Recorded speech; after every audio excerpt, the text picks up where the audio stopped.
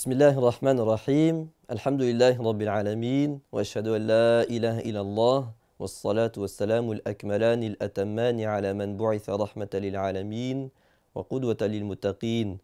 محمد بن عبد الله صلوات الله وسلامه عليه وعلى آله وصحبه ومن اتبع هداه وبعد.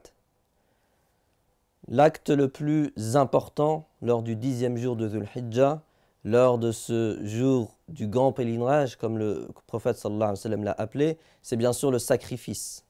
ce qu'on appelle al-udhiyya,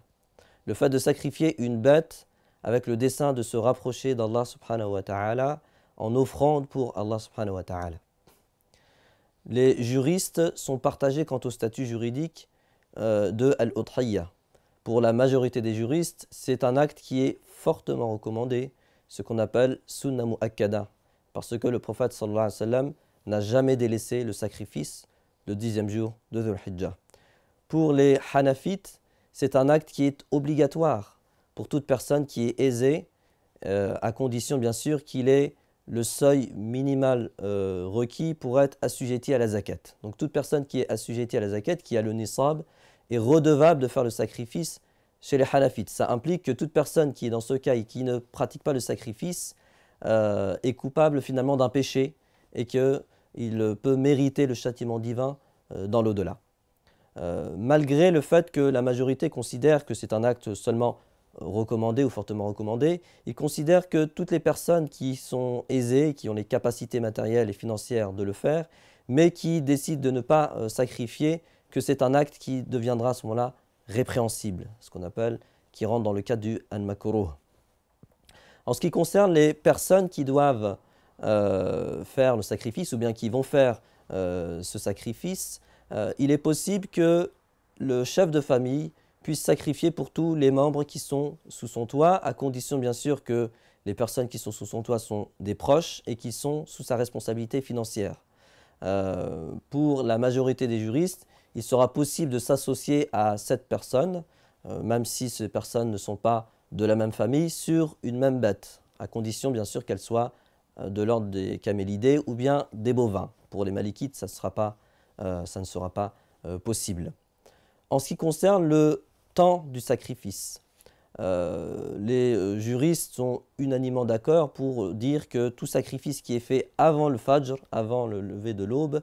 n'est pas un sacrifice qui est considéré comme le sacrifice du 10e jour. De la même manière, pour l'écrasante majorité des juristes, le sacrifice doit obligatoirement se faire après la prière de l'Eid,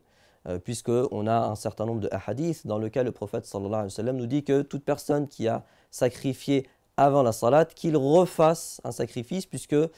son premier sacrifice n'est pas compté comme un sacrifice rituel, le sacrifice du 10e jour de Dhul Hijjah. En ce qui concerne la fin du temps du sacrifice, les juristes sont partagés. Pour la majorité des juristes, on peut sacrifier donc le jour de l'Eid qui est le 10e et le 11e et le 12e jour de Dhul Hijjah. Pour les Shafi'ites, on peut aller jusqu'au 13e jour de Dhul Hijjah, parce qu'ils considèrent que le 11e et le 12e et le 13e sont ce qu'on appelle Ayyam ut-Tashriq, les jours qui suivent le pèlerinage, et le prophète sallallahu alayhi wa sallam nous dit dans plusieurs hadiths que ce sont des jours de dhikr et de sacrifice. Pour la majorité des juristes, il sera permis de sacrifier de nuit, contrairement aux malikites. Pour tous ceux qui n'ont pas pu sacrifier de jour, ils pourront sacrifier de nuit pour la majorité des juristes. Si les juristes sont partagés, c'est parce que les textes ne sont pas explicites quant au statut des différentes questions que l'on vient d'évoquer, et un certain nombre de questions sont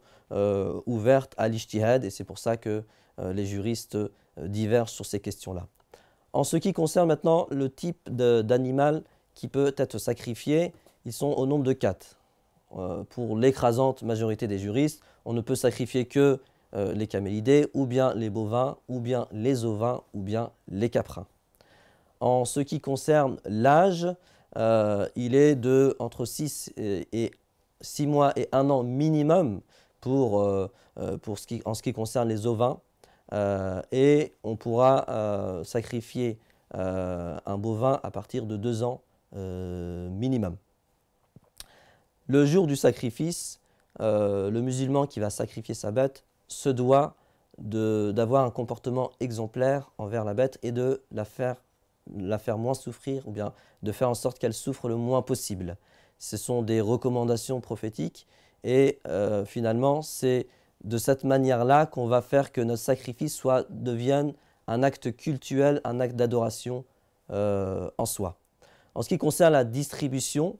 il est rapporté que le prophète sallallahu alayhi wa sallam avait l'habitude de partager son sacrifice en 3 parties. Une partie qu'il consommait lui-même, une partie qu'il donnait en cadeau à sa famille et une partie qui était réservée aux pauvres. Alors bien sûr, il est possible de déléguer le sacrifice pour toute personne qui ne sait pas sacrifier ou bien qui n'a pas la possibilité de sacrifier lui-même, même s'il est recommandé, autant que faire se peut, de participer ou bien de voir le sacrifice qui est fait pour soi. Et un certain nombre de juristes considèrent qu'il est aussi possible de faire en sorte que le sacrifice se fasse dans un autre pays, surtout si on n'a pas les possibilités matérielles de le faire soi-même et que le pays dans lequel on veut envoyer finalement ce sacrifice, ou bien on veut faire en sorte que ce sacrifice se fasse, est un pays où les gens sont très très pauvres et où il y a la famine. Donc, essayons de suivre, Inch'Allah, les conseils ou bien ces conseils que nous donnent les savants pour pouvoir pratiquer le sacrifice comme il se doit, sans oublier que la finalité de ce sacrifice est le fait de se rapprocher, donc il y a toujours une dimension spirituelle au-delà de la technicité. Wa sallallahu ala nabiyyina Muhammad wa ala alihi wa sahbihi wa man ittaba'a hudah. Wassalamu alaikum wa rahmatullahi wa barakatuh.